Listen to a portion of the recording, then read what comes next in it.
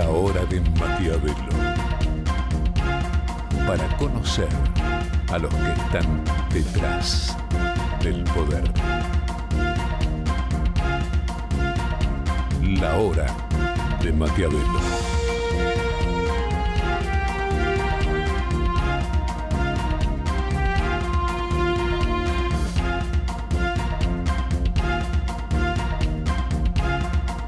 La estrategia clara de Caputo es muy similar a lo que fue la estrategia de Cristina Kirchner con ATC, en su momento el 678 del kirchnerismo.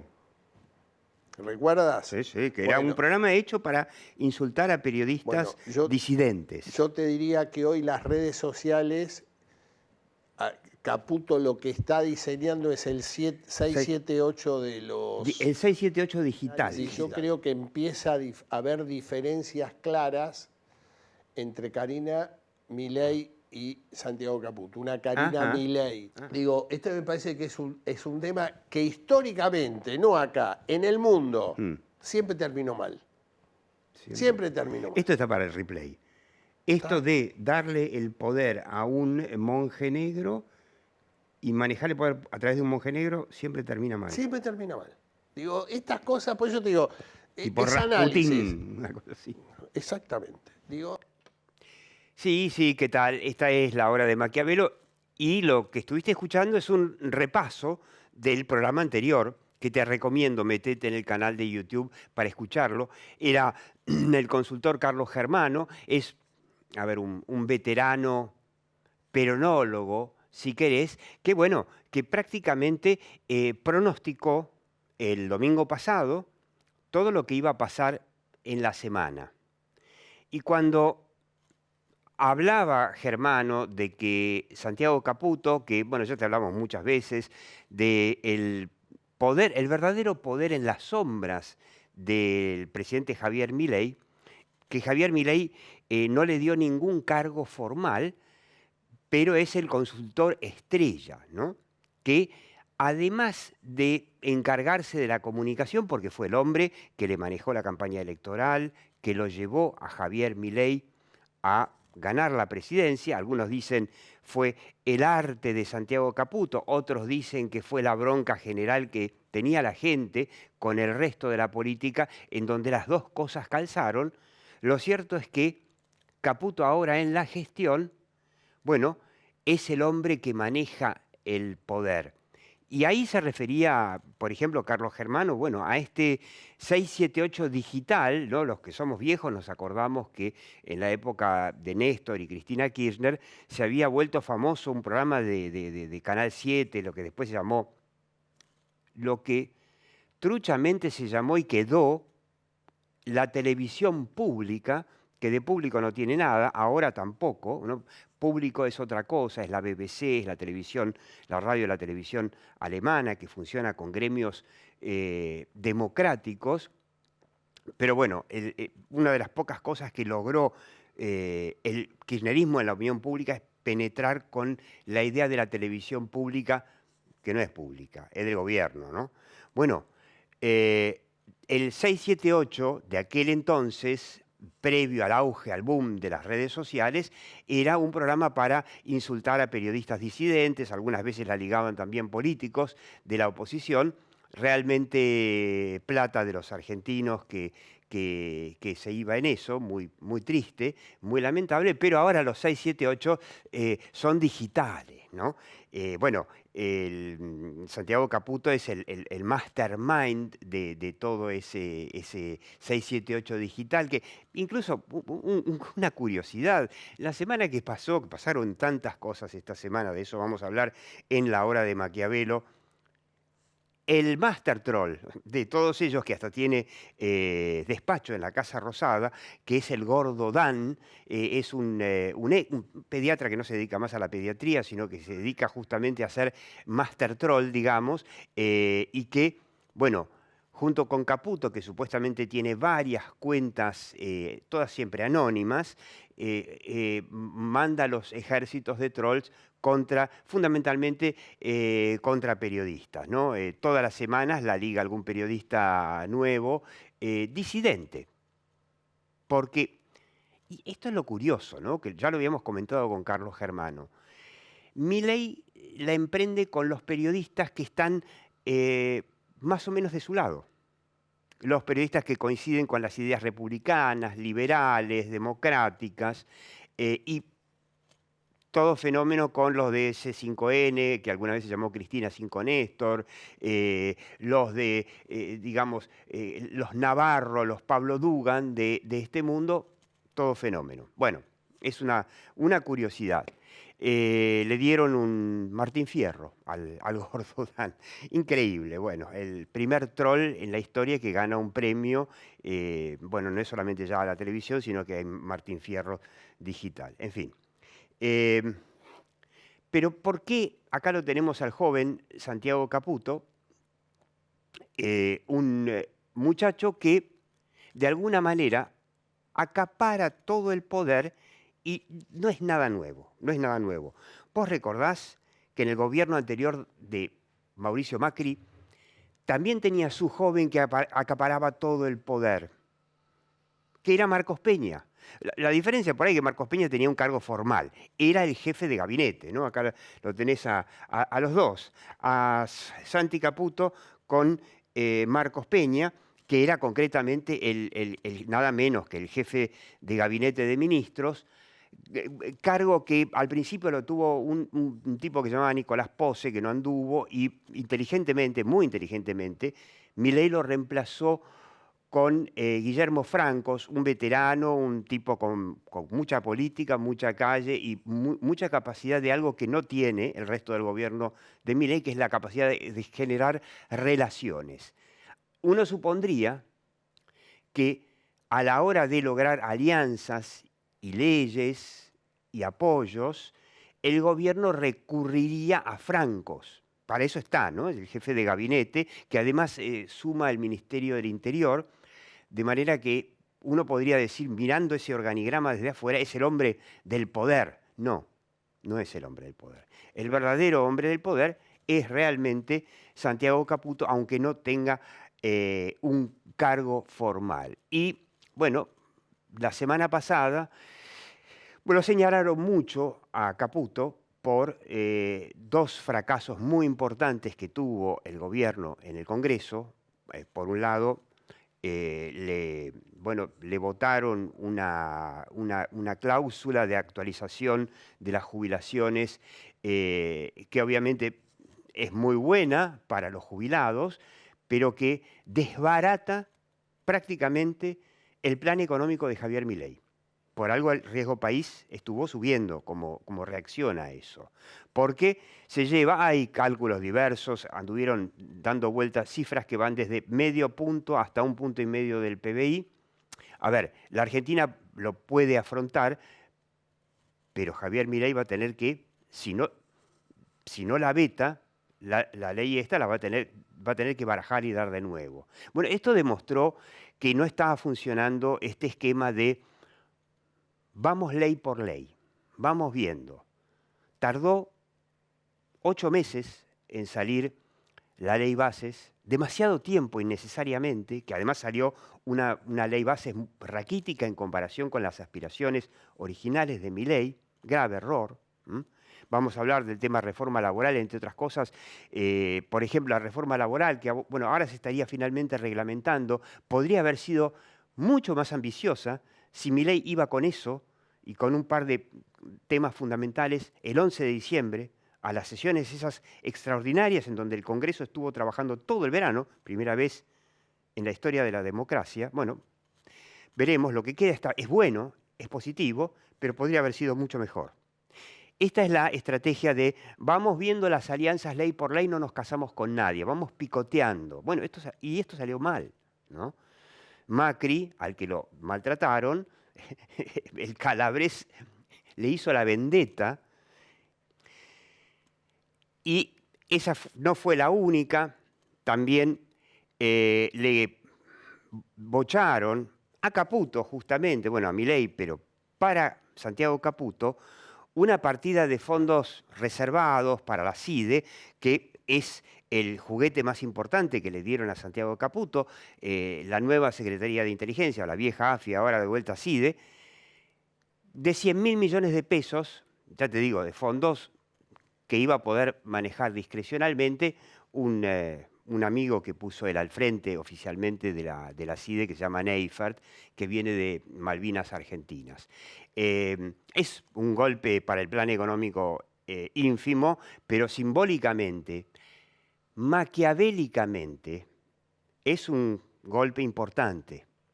2 fracasos en una semana, tanto que le preguntaron a Milei cuando estaba yendo, el jueves estaba yendo a la Casa Rosada, que estaba entrando, le preguntaban a los periodistas si lo iba a echar a Milei. Yo me acuerdo, un dato curioso, a Marcos Peña, por supuesto, políticos, analistas, bien intencionados, le recomendaban permanentemente que se deshiciera de Marcos Peña, que era un inexperto, que cometía muchos errores, y Macri lo bancó. Macri prácticamente dijo, yo me hundo con Marcos Peña, y se hundió con Marcos Peña, ¿no? Ahora, este programa se llama La Hora de Maquiavelo y, por supuesto, ya te explicamos muchas veces, esto es una especie de homenaje al primer pensador, el primer pensador de la política, que también fue el primero que entendió algo que vale hoy y más que nunca hoy, que es que la opinión pública es esencial para mantener el poder. Por supuesto, en la Florencia de aquel entonces había mucho más que opinión pública y no había ni medios ni redes sociales y, por supuesto, Maquiavelo estudiaba también a los ejércitos y cómo mantener el poder con la fuerza, porque estaba claro, y eso es lo que está viendo Javier Milei hoy, que conquistar el poder, en este caso sería ganar una elección, no es tan difícil en determinadas circunstancias, pero conservar el poder es otra historia, ¿no? Entonces acá yo quiero que veas esta imagen, que alguna vez la mostramos en La Hora de Maquiavelo. Este es Nicolás Maquiavelo, este es la cara de un monje dominico que se llamaba Girolamo di Savonarola, Fra Girolamo di Savonarola, que era un monje que se empezó a dedicar a predicar, se dedicó a la política, ¿no? ¿Y contra qué predicaba Savonarola? Lo habrás escuchado hace poco. Contra la casta. La casta de entonces, por supuesto. Los nobles, los Medici. Bueno, finalmente Savonarola llegó al poder.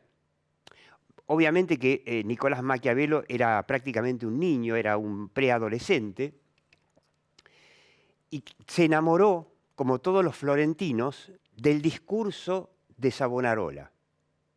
Pero claro, cuando llegó al poder Savonarola, ¿qué hizo con Florencia? Bueno, la convirtió en una teocracia. Tipo Irán, ¿no? Era una ayatola, de alguna forma. Bueno, al poco tiempo los florentinos, Maquiavelo incluido, no querían saber nada y los Medici, que estaban en el exilio, fogoneaban, como se hace hoy en la política desde afuera, voltearlo al monje. Bueno, finalmente, este Savonarola era el tipo que había inventado las famosas hogueras de las vanidades, donde les decía a los florentinos que debían llevar todos los objetos vanidosos, digamos, pecaminosos, a quemar. O sea, su ropa, sus muebles, hasta que llegó un momento donde los tipos dijeron, pará, flaco, que nos vas a dejar a todos, digamos, en pelotas. Los Medici, con una revuelta, finalmente lo voltearon, el que terminó en la hoguera, Savonarola, y fue ahí que Maquiavelo empezó a pensar el poder. Si no hubiese existido este Savonarola, por ahí Maquiavelo se dedicaba a otra cosa. En el fondo era historiador, diplomático, si querés, pero se dedicó a pensar el poder y, bueno, por supuesto, escribió hace 500 años lo que hoy sigue siendo para todos los políticos una suerte de Biblia del poder, que es El Príncipe, ¿no? De alguna forma, Marcos Peña, Caputo, son una suerte de Maquiavelos del poder, Marcos Peña de Mauricio Macri, Caputo de Milei, y por eso decía justamente Carlos Germano en el programa anterior, que te digo es imperdible, metete en el canal de YouTube para repasarlo, que estos, digamos, estos tipo monje negro, en donde se le delega todo el poder sin que tuvieran sin que tengan un cargo formal, como el caso de Caputo, después mencionamos a varios otros, en la historia termina mal, decía Germano. Bueno, por supuesto, Milei dijo claramente, ¿no? Caputo no se toca, y a los que decían, cuando le fueron a preguntar esto en la Casa Rosada, si lo iba a despedir a Caputo, dijo, bueno, es gente que no tiene la más mínima idea, que no sabe nada. Ahora, Caputo viene de la misma escuela de Marcos Peña, que es el famoso Jaime Durán Barba, que te hablamos mucho en la obra de Maquiavelo, que es este gurú, este consultor político ecuatoriano, que ayudó a Macri a ganar chiquicientas campañas electorales. A ver, es un gurú de verdad y muy respetable en el tema campaña electoral. El error fue que Macri creyó, y por eso tenía también a Durán Barba como una especie de mastermind sin cartera en su gobierno, creyó que Durán Barba podía también ayudarlo a gobernar, por lo menos a pensar la estrategia para un país que me parece que Durán Barba, por más que él vivió acá en la Argentina de joven, nunca entendió muy bien cuál era el problema de fondo económico de la Argentina. Y por eso fue el famoso inventor del gradualismo, ¿no? Bueno, no hace falta que te cuente cómo terminó esa experiencia. Pero si bien Caputo, Santiago Caputo, es de la misma escuela de Marcos Peña, o sea, de Durán Barba, es muy curioso. Tenemos ahí, fíjate, esto es muy curioso. Es una foto que tiene el sello acá de noticias, porque nadie más la logró hacer. Esto es del escritorio de Santiago Caputo en La Rosada. Este es el libro que confieso que no leí, y soy honesto, no voy a leer, que es El arte de subir y bajar la montaña de Marcos Peña. Supuestamente una especie de autobiografía de su momento en el poder, que la verdad que no sé, si hizo una biografía del fracaso, quizá sirva para leerlo, como también se inspiró Maquiavelo en el fracaso de Savonarola. Bueno, acá tiene un cuchillo clavado, dicen que es un cuchillo romano, no sé por qué un cuchillo romano, acá clavado en el libro, en la tapa del libro, y dicen que Caputo, esto lo comentaba Carlos Pañi, por ejemplo, que cuando está nervioso y con bronca va y agarra y con ese puñal acuchilla el libro de Marquitos Peña, ¿no?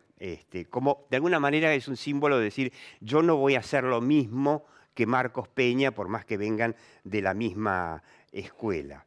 Ahora, ¿a qué se refería Carlos Germano cuando dijo esto de, bueno, que estos monjes negros que se les delega todo el poder terminan mal? Y recordaba a este famoso, recordábamos a Rasputín, ¿no? ¿Quién fue Rasputín? Que es el nombre Rasputín es prácticamente un sinónimo de poder en las sombras, ¿no? Este era un campesino iletrado que vendía que tenía como poderes mágicos, milagrosos, sobrenaturales, y llegó ahí a la corte en San Petersburgo y, a ver, lo que dicen es que conquistó primero a todas las mujeres nobles de la Rusia de principios de siglo, ¿no?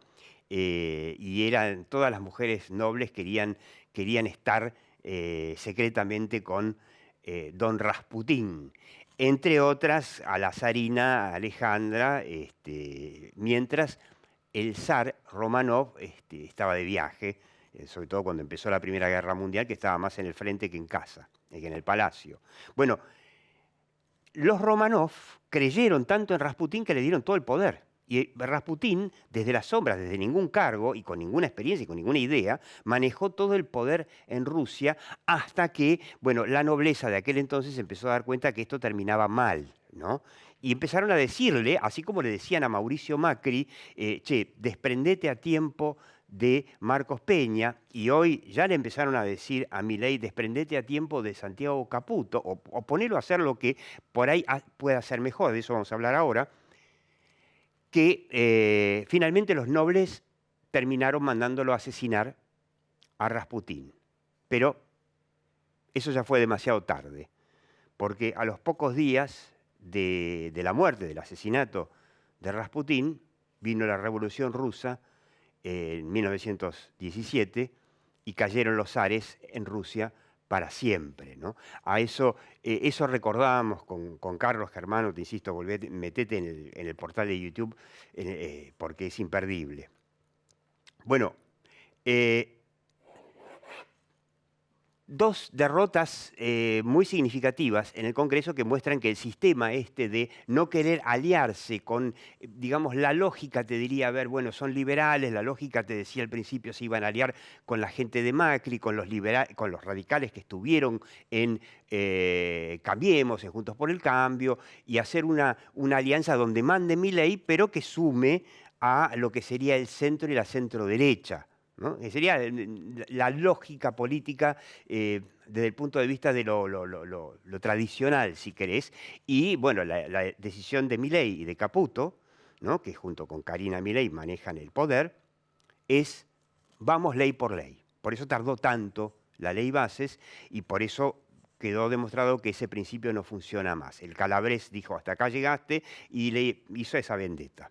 Bueno, ahora viene otro capítulo innecesariamente importantísimo, pero innecesariamente importantísimo, a ver si lo podés ver, que es la nominación del hijo.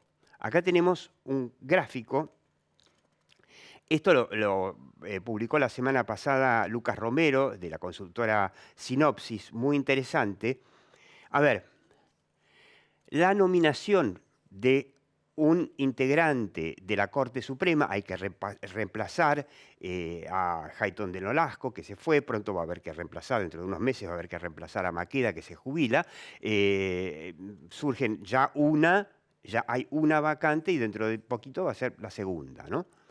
Bueno, ¿a quién le importa la nominación de un ministro de la Corte Suprema? Es un tema, como diría Durán Barba, del círculo rojo, no pasa de ahí. Porque no le llega a la gente como las medidas económicas, ¿no? El tema de la inflación. La Corte Suprema es cuestión, si querés, de la casta informada, por llamarlo de alguna forma. Bueno, esto te está demostrando que el debate innecesario por un juez muy impresentable como el hijo, generó tanta polémica innecesaria, y Milei lo sigue sosteniendo, más que a Caputo, se le va la vida con el hijo.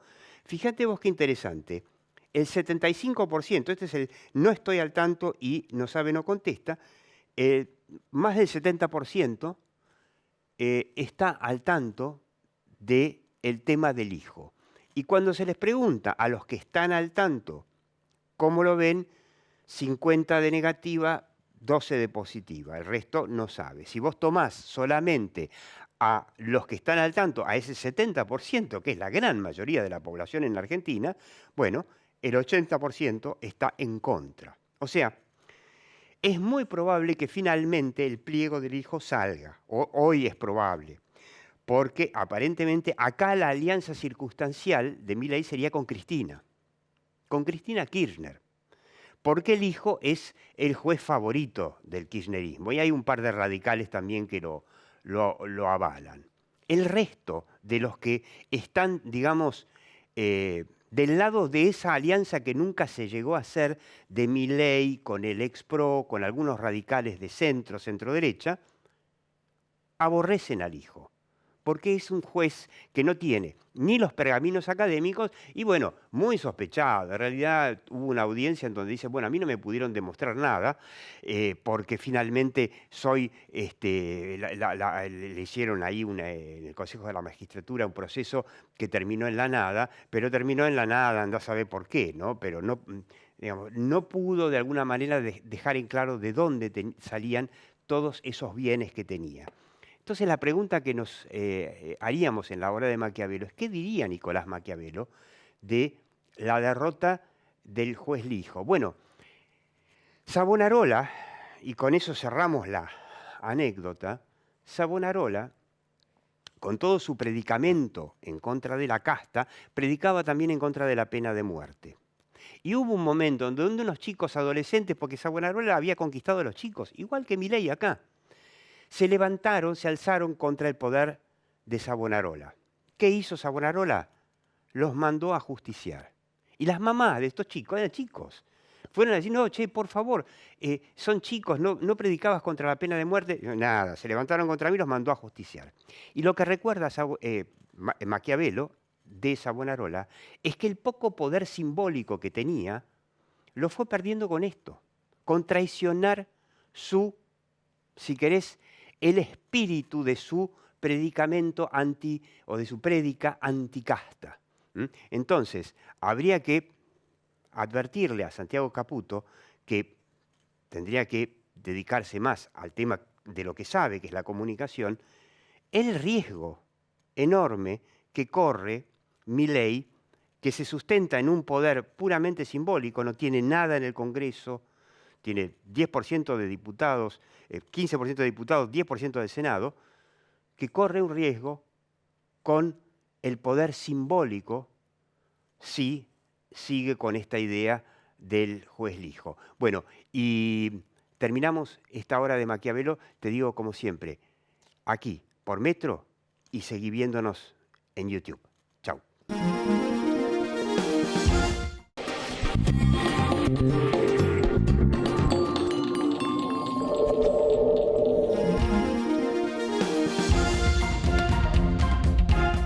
...91 años de historia. Conoce el Palacio Legislativo. Agenda tu visita guiada en legislatura.gov.ar. Legislatura porteña. Nos une a la ciudad. Silfa, los laboratorios argentinos, industria estratégica. Dona sangre. Se necesitan entre 300 y 400 donantes por día. No esperes que te lo pidan. Siempre se necesita. Conoce cómo donar en buenosaires.gov.ar/donasangre. Buenos Aires Ciudad. Vamos por más. En Arcor trabajamos a través de una gestión sustentable, innovando en cada uno de nuestros productos para que todas las personas podamos vivir mejor. La hora de